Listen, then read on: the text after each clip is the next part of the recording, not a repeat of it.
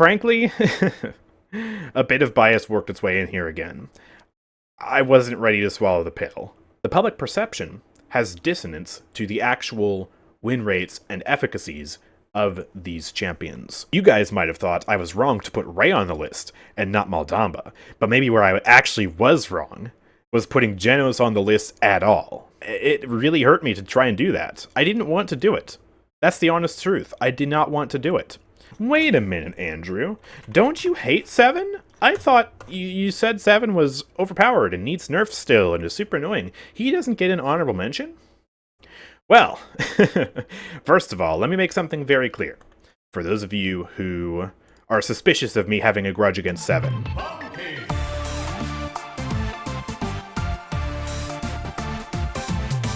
Hey, what's going on, guys? This is AndrewChicken, and welcome back to another video. Today, I want to discuss the thought process behind my rankings for my top 5 lists in Season 6, 2023.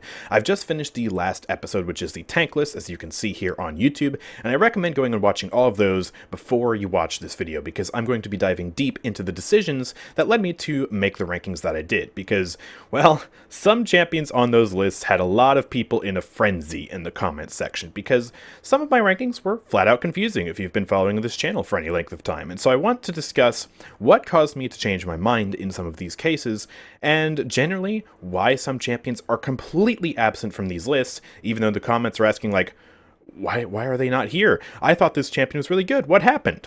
And a clear example of that is on my tanks list here, where so many people were asking, where is Azaan? Azaan players need to be better and get that win rate up, because I need to see my man in the next video.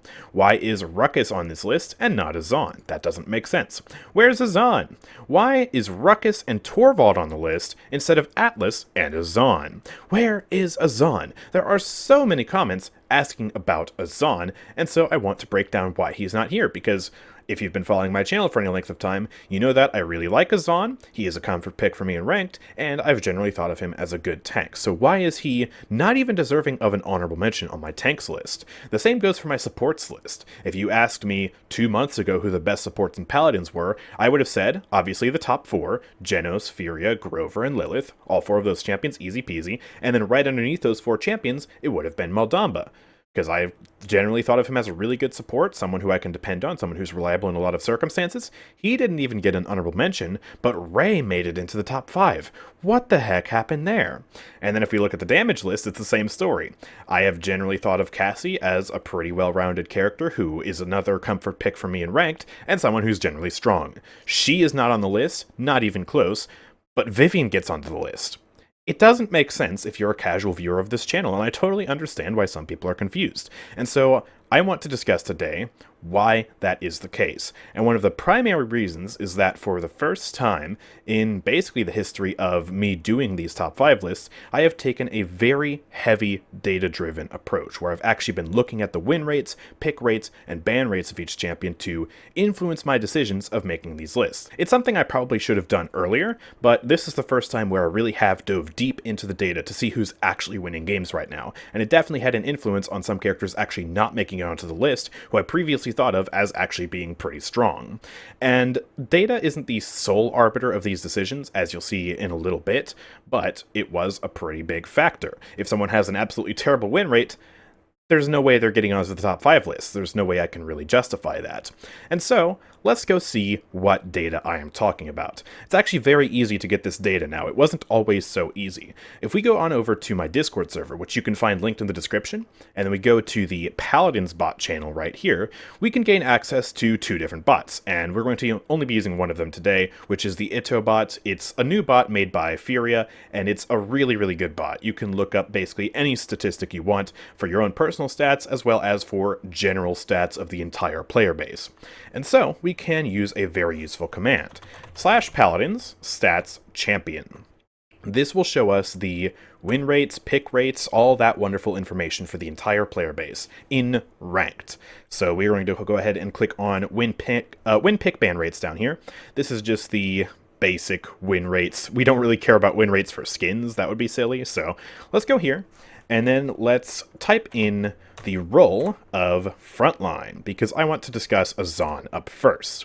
And then I have basically exclusively used high-ranked data for my lists, for influencing my decisions. And the reason for me using this Diamond to Grandmaster bracket here is because, well, just think about it. Diamond to Grandmaster players are the best players in Paladins, statistically. They have the highest ranks, so that just makes sense. And Diamond to Grandmasters, to get to that rank, they have to be good at the game, they have to be good at the characters they play, they only pick the characters they're good at, and they generally pick good characters in good situations. So it's the highest quality data, which we can really use to sort of get a general understanding of how good a character is. So, we have these 3 search queries here, win rates for frontline in Diamond to Grandmaster. We press enter, and we get this wonderful table.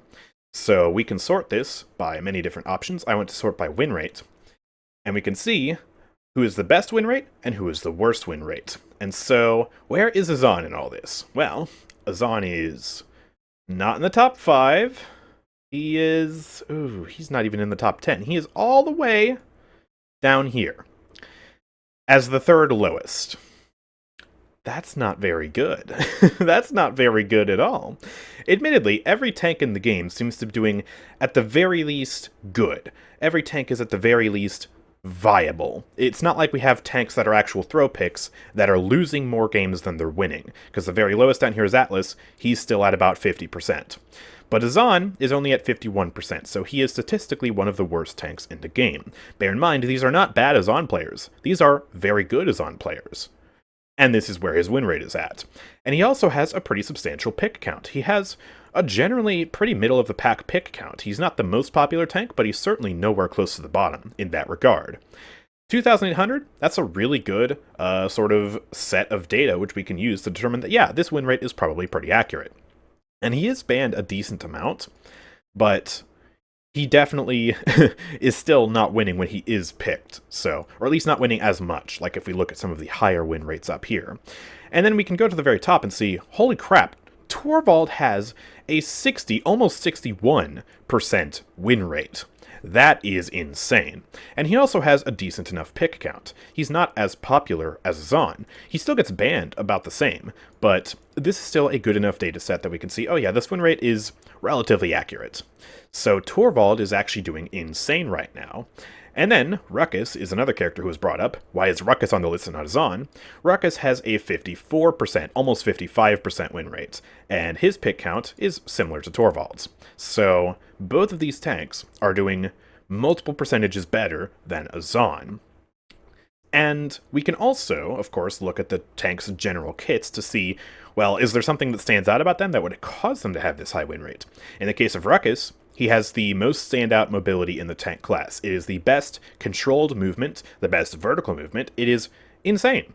And he also has the best damage if you are stacking his miniguns with his missiles. So Ruckus is really, really good in that department. And then Torvald also has really good DPS. He has really good sustain in the form of his shields, although it does get countered by Wrecker.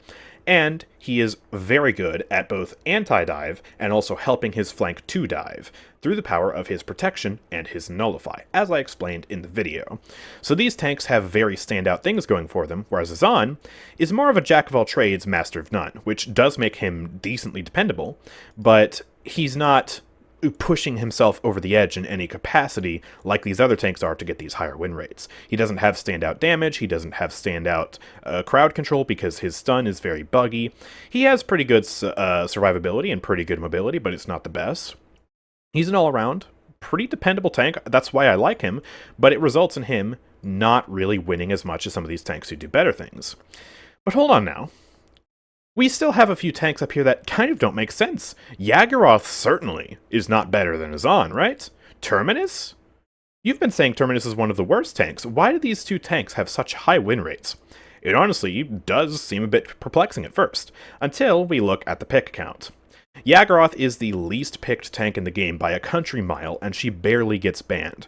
Nobody is picking this character unless they are really, really good at her, playing her not against counters with good coordination. She is far too situational, and that's why her pick count is so low. We can interpret this data based on the actual character and how she works. The same also goes for Terminus, and he gets picked probably slightly more, and wins probably slightly more because his Power Siphon is actually a really good ability, and he's been buffed a little bit, but I still wouldn't consider him to be a very good tank, and the pick count and ban count reflects it.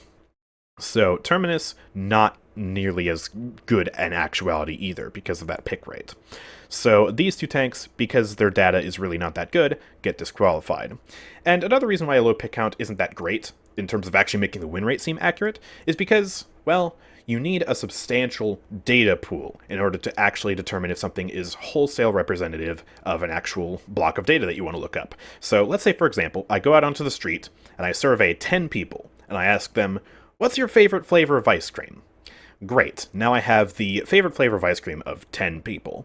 Can I then say that that dataset is representative of the entire United States of America and their favorite ice cream flavor?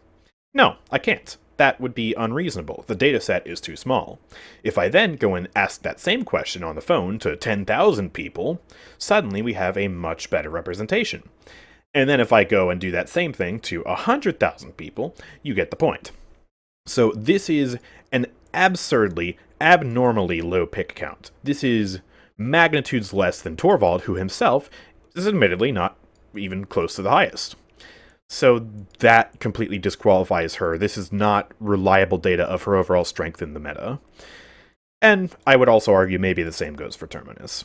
So that's kind of explains part of why their win rate is so high and why they end up not making it onto the list as a result. But in general, Azaan, he's down here in the same tier as Ashe and Makoa, and I think we can all agree, both of these tanks are not particularly meta right now. As much as I hate to say it for Makoa, because I love Makoa, he just is not in the meta right now. He gets too easily countered by hit scans. When he's not against hit scans, he's admittedly much better, but there are still better options on the table. And the same goes for Ashe. Her damage is too low. She's got her own problems. They're not cream of the crop tanks right now, compared to the likes of Nyx, who she has some of the most reliable data because she has a very high pick rate, and she has a busted win rate. That's a good tank right there. So that explains a lot of the thought process behind my rankings, and that was what drove a lot of the placements on the list. It's like, okay, I was thinking maybe I could put Azaan on the list, but he's generally pretty mid right now compared to a lot of these other better off-tank options. And then I need some point tanks on the list as well. Inara's amazing, Nyx is amazing. Inara actually, I think, dropped off ever so slightly since I looked at the data for this list, because I looked at this data a week before publishing the video. So yeah, it does fluctuate. This is looking at data for the last 2 weeks. We can actually go on over to the Reddit Discord server, and we can use the Devil's Little Helper, which is sort of a bot that does the same thing. It shows win rates and stuff. And I actually looked this stuff up yesterday. So we can look at the win rates here. This is the win rates for the same bracket, Diamond 3, Diamond plus ranked. So Diamond, Masters, Grandmasters. This is for a much longer span of time, as you can see by the pick rates and stuff. Torvald still has a 60% win rate. Nyx still has a really good win rate. Inara, I think, where's Inara? She is about the same, slightly higher, I think she was. Khan as well is doing pretty good. Where is Khan? See, the thing about the Devil's Little Helper that I don't like is it's really inaccessible. It's hard to use. The commands are confusing, and there's no way to customize these tables to be any better to access. But Khan's beside the point. I can't find him. The point is, Azaan is all the way down here at a 50% win rate, barely hanging on to it if we look at a larger picture and a larger sample size, and that actually puts him as the worst tank in Paladins. If you look underneath Azaan, there's no other tank here. He is the lowest, right down there with Ashe and Makoa. So no matter which data you're looking at, Azaan is generally, if not the lowest, then certainly one of the lowest. Atlas is actually the same way, and the reason why I end up putting him as an honorable mention is a little bit of my personal bias leaking in. I think he is insane if you are really good at him. He gets huge value with the big wall. That's why he got an honorable mention and Azaan didn't, but you could argue maybe that was improper, maybe that was too biased of me, and I should have put another tank on the list as an honorable mention instead of Atlas. Like, I don't know, let's just look at this list and see who I didn't put on there. Okay, how about Fernando, maybe? 52% win rate, slightly better. I don't know. That might work out. But yeah, that should thoroughly explain the tank list, and now let's take a look at some of the other lists. I think next let's talk about Maldamba, because Maldamba is another one of those characters who, yeah, I sing the praises of Damba so much, and I still really love him as a support. He is my favorite support design in the game. So let's do the role of support, and then let's do the rank of Diamond to Grandmaster. So the same data, but we're looking at supports this time. Diamond to Grandmaster, win rates. Let's plug it in, and let's see what we get. Sort by win rate. And... Oh, no. No, Maldamba! Why are you so low? No! What? This can't be happening. This can't be possible. Maldamba is the worst support in Paladins. If you look at the data, his win rate is a mere 47%, not even close to bumping up to 48% over the past 2 weeks in Ranked. It's so sad. It brings a tear to my eye, truly, because I love Maldamba. But he's just... The reason for this is that Maldamba is so balanced that he's actually bad in today's meta. Let me explain how that works, because it might sound a bit confusing at first. Maldamba, for a very long time now, has actually been pretty untouched in terms of balance changes. He's got a few, like, minor gourd buffs and Spirit's Chosen buffs here and there, but generally he's remained very consistent. So, pretty balanced. Everyone loves his kit. He's got good healing, good grouped healing, good single target healing, good crowd control, decent damage, all the works, good movement ability, etc. But all these other supports, a lot of the supports we have today, have just been buffed through the frickin' roof to the point that they are actually way too strong. And then by comparison, Maldamba, who's a decently balanced support, suddenly is bad compared to these supports that are now overpowered. If we take a look at who's good right now, Furia, Cherish, objectively overpowered. She has the highest win rate in the game, actually, in terms of the support class. She's busted. Pip is actually a bit situational. He's bad into hit scans on controller, obviously, which is why I put him as an honorable mention, just for that kind of qualification. But when he's actually uncountered, he's really good. Combat Medic is insane. Grover, Rampant Blooming. I don't even need to tell you how consistent and powerful Grover is. He's the most flexible support in the game, which is why I actually value him more than Furia and put him at number 1.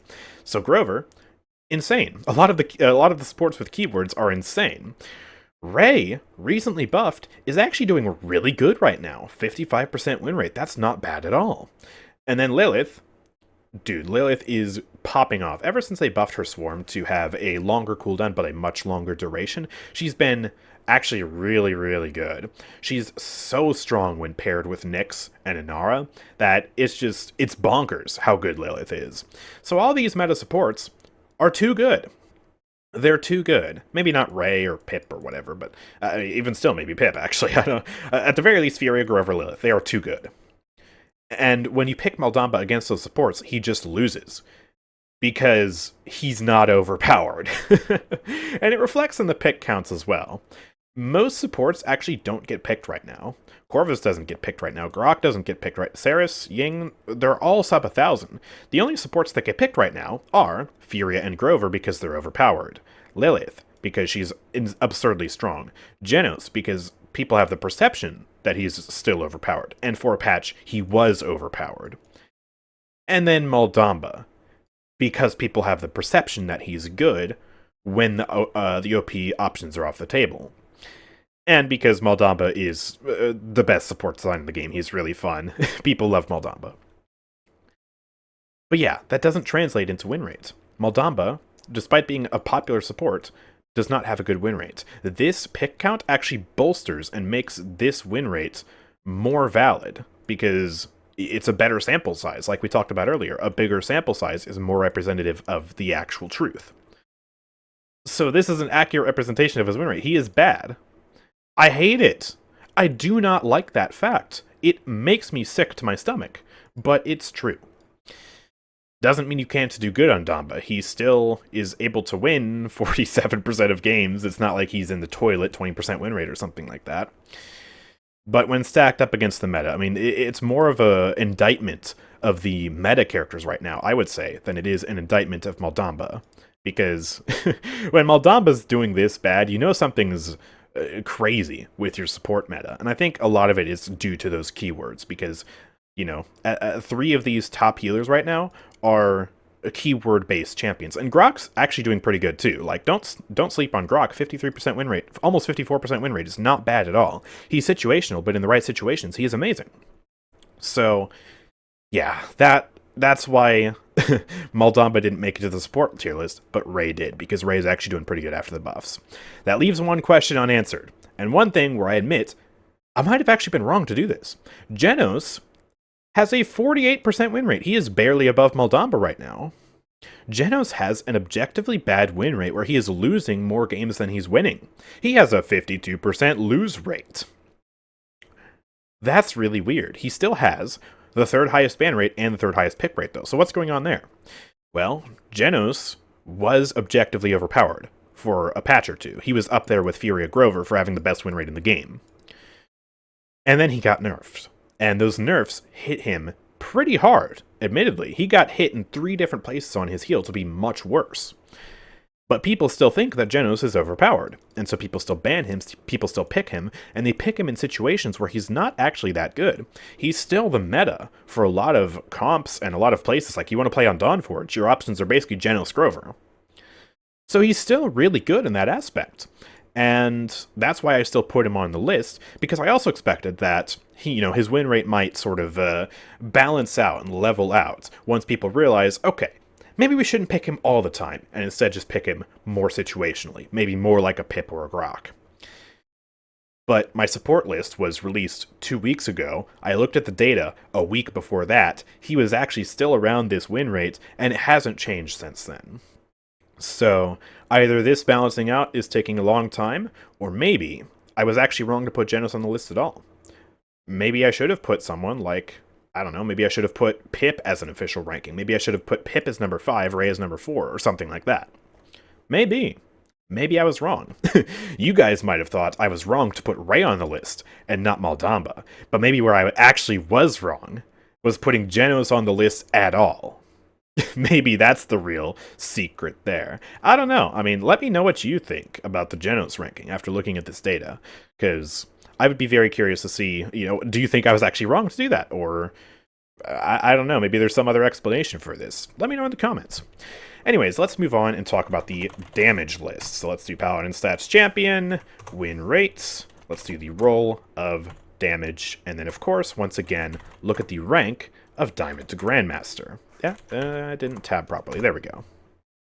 Because Cassie is another champion who people were really asking about, and people were also asking about Vivian, because both of those didn't really make sense. Cassie didn't get mentioned at all, Vivian made it to number 5.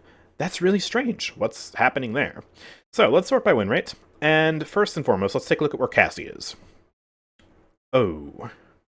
Mwah, mwah, mwah. Cassie is barely clinging on for dear life to that 50% win rate. A mere 50. Not good at all. She's almost officially a throw pick, which a throw pick I would define as having a sub 50 win rate. Leon, 49% win rate. Kinessa, 48% win rate. Kasumi's is somewhere down like 30% or something like that. Kasumi is genuinely god-awful, but she's not in ranked, so she doesn't show up on any of these rankings here. So, Cassie is almost a throw pick. She's at the threshold of being a throw pick. Right down there with Tiberius and Strix and Willow, characters who we can all agree are very, very mid. So, Cassie doesn't get a ranking off of this. I can't justify putting her on the list with a win rate this low. And again, look at the pick count. Cassie is one of the most popular damage champions in the game. I think she's actually the 3rd most popular? Let's see. Yeah, Tyra is the most popular at almost 5,000. Then there's Betty La Bamba at 3,000. And then there is Cassie right behind at 2,900. So, Cassie is very popular. This is good data. This is accurate and representative of her actual skill level. And these, again, I have to emphasize, these are not bad Cassie players.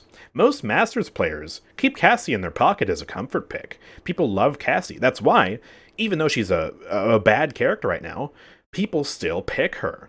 Because she's fun. They like her. People love Cassie. So, This is very accurate data.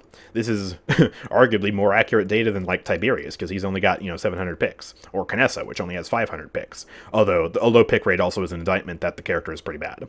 So yeah, this is very accurate, and sadly I can't put her on the list. It feels wrong, especially as a keyboard player who loves Cassie, but it's the truth. Now let's take a look at Vivian. So when I looked at this data, this actually looked a bit different. This data set was different because the damage list was officially over a month ago, and I was looking at data from a week before I published that video. So we're talking 5 weeks ago. So data definitely shifts during that time. That's why for some reason Octavia now has the highest win rate, even though when I was looking at it, Tyra had the highest. Octavia actually kind of came out of nowhere. She was below, definitely below Tyra for sure. I don't remember where she was. But Vivian has actually been performing very consistently. She's kind of mid to high of the pack. A lot of characters here are like 53%, and Vivian is one of those. And so Vivian, I decided to put on the top 5 list based off the data and also based off opinions of other, high-ranked players, masters, GMs that I consulted with, because I don't make these lists in a vacuum. I do also talk with other people and kind of bounce ideas off them to make sure I'm not going crazy. And it was a tough pill to swallow, deciding to put, a blatant controller-only pick on my top 5 list. Because as a keyboard player, Vivian is definitely, very low meta. Vivian would be down here with Leon and Canessa if it weren't for controller players. So it really hurt me to try and do that. I didn't want to do it. That's the honest truth. I did not want to do it. But we have to face the facts. We are in a brave new world now, where controller players exist and are popping off with their free aim assist that hits headshots like there's no tomorrow.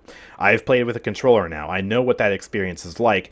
It is tremendously easy to play controller and hit headshots consistently and get tremendous value out of these characters like Vivian, Koga, etc. So I put Vivian on the list. I think she was doing a little bit better than Sati Dredge at the time as well. I guess we can go back here and look and see the win rates here. So this is the high-ranked data again. This is a longer time span again, and I believe she was down kind of similar to Sha Lin. Actually, she is higher than Sha Lin on this list at a 54% win rate, so she is indeed higher, and she is actually the 18th highest win rate out of all characters by this data, which is, again, a much longer span of time, much more samples, and so actually much more accurate data. So Vivian's doing well in terms of, the console player base. So I put her on the list. And I decided to put Sha Lin as an honorable mention instead of that number 5, which people, rightly, were asking, why not put Sha at number 5 instead? They are very close characters in win rates and in power, and if you think Sha Lin is number 5 and Vivian isn't, I would totally support that opinion. I think that's absolutely valid. I didn't put Sha Lin on the list for one simple fact. He is far less reliable than Vivian. Sha Lin is buggy. He has that FPS bug that makes him basically unplayable on low-end systems, or even some mid-end systems. I still get frame drops with Sha Lin, and I have an RTX 4090 with the latest Intel CPU. My computer is a beast, and Sha Lin still gets frame drops. It's an optimization issue on the part of Paladins, and it can't be avoided, it can't be brute forced, and it makes him less reliable. Also, Vivian is far easier to play and get value out of, and again, those roller players with their sticks, man, they're insane. So that's why I put him as an honorable mention, but you could make the justification to put him at number 5 if you want to look past the bug issues. So yeah, that's why I put Vivian on the list. And yeah, looking at this data, I mean, you do have an outlier like Amani, kind of similar to Yagroth in that case. You have Victor. Victor is another one who I probably could have put on the list instead of Vivian. I decided to put Vivian more for her tankiness and the reveals and stuff like that, but, that's another controller pick you could have justified. Some people were saying oh, why would I ever pick Vivian when Tyra exists? Yeah, that's true, but you can't always pick Tyra, so, you gotta have a backup, and when Tyra's out of the picture, I mean, yeah, Victor and Vivian are at the top right here when it comes to controller DPS.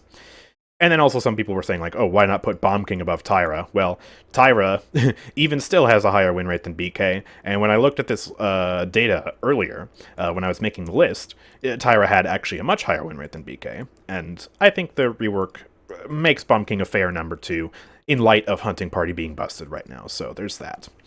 But yeah, hopefully that explains why Cassie's not on the list, why Vivian is. You can make the justification definitely that like maybe Vivian shouldn't and Sha Lin should. But yeah, those are my thoughts on that and what led me to not put Cassie on the list.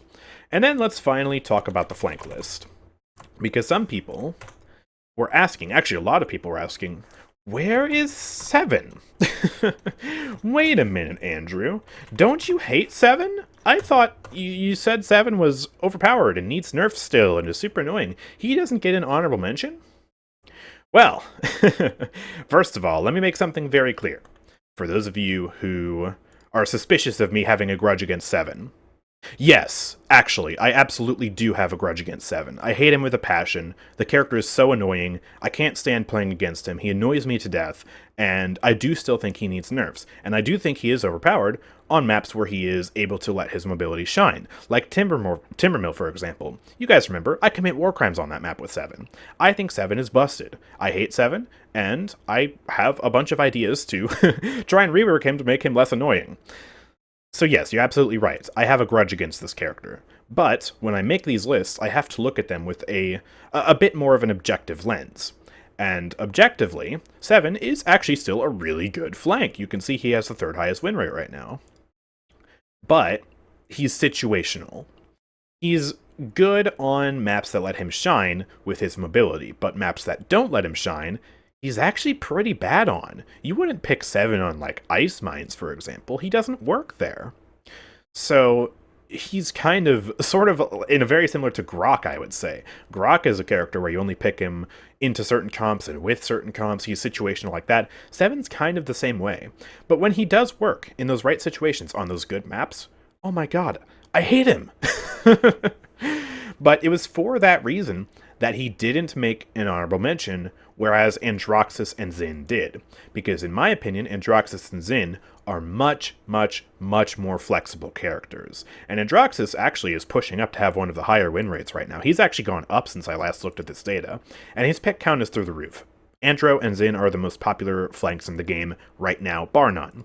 So they get picked a lot, they're very dependable, that's why they got the honorable mentions.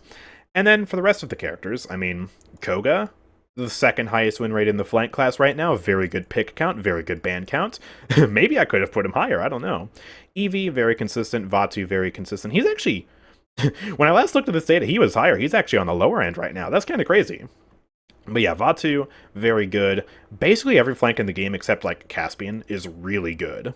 Like really, really good. On the whole, damage champions are worse than flanks, in my opinion, and by looking at the data. Like, if you look at these win rates, okay, we have 2 below 49, we have a few low 50s, and then the average is like 53, and then the highest is 57.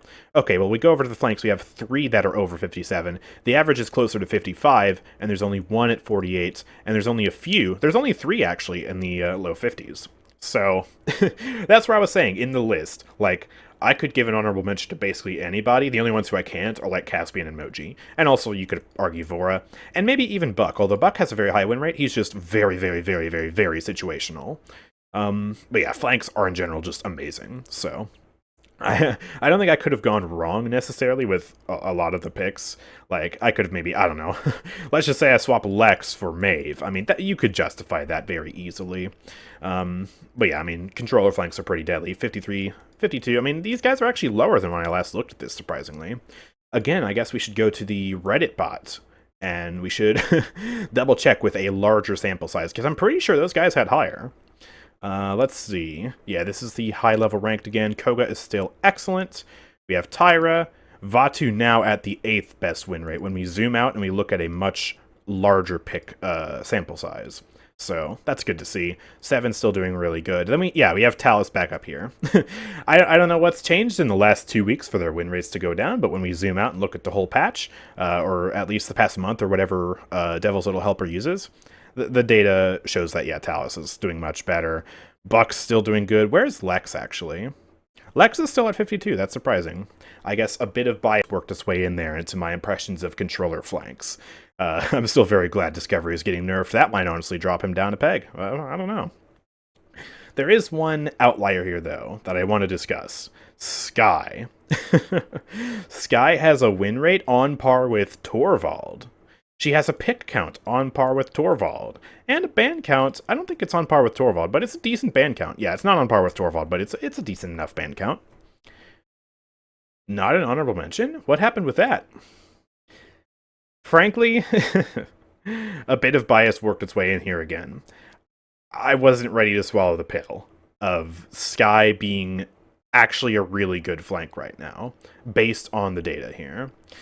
I was ready to swallow the Vivian pill, or the Victor pill, or whatever, but that was a really, really hard pill to swallow. My throat was still aching. It was a really big pill. I didn't have water, and so it was very hard to swallow, and I just was not ready for another pill of that girth yet, so I didn't do it. I didn't put her as an honorable mention, and I default back to the excuse of basically any flank in the game could have gotten an honorable mention, so I couldn't shout them all out. But yeah, if we look at the data right now, Skye is objectively not a throw pick, not even close to throw pick, not even bad. So that is something kind of crazy to consider. It feels wrong, but the buffs have really done her well. The movement speed buff, when she's invisible now, makes it so that invisibility is actually pretty okay for movement. Even though it gets countered by Illuminate, she's still very fast, which means she's hard to predict without Illuminate, and she's very hard to track. That's good for Skye. Her damage at close range has always been good, and now she has movement speed to get in close much more easily. And, of course, Double Smoke Bomb is a very nice buff. I've more warmed up to the idea of Skye being good since making that list, and again, the data reflects it. These are not bad players. Again, I must emphasize, these are not bad players. Skye stomps noobs, that's true, but these are players who know what they're doing. They know how to counter Skye. They know what Illuminate is, they know that DOT counters her, they know to group up, they know the routes she's going to take. She's still doing good. So yeah, maybe I should have put her on the list somewhere. Swap Lex for Skye, I don't know. But yeah. At the end of the day, this was an attempt to have a much more data-driven process for my rankings. They weren't perfect, obviously. Maybe I shouldn't have put Genos on the list, despite him being still very, very popular right now. But it did guide some of the placements to where, like, yeah, Azaan didn't make it, Maldamba didn't make it, Cassie didn't make it, even though I had perceptions of all those characters being really strong.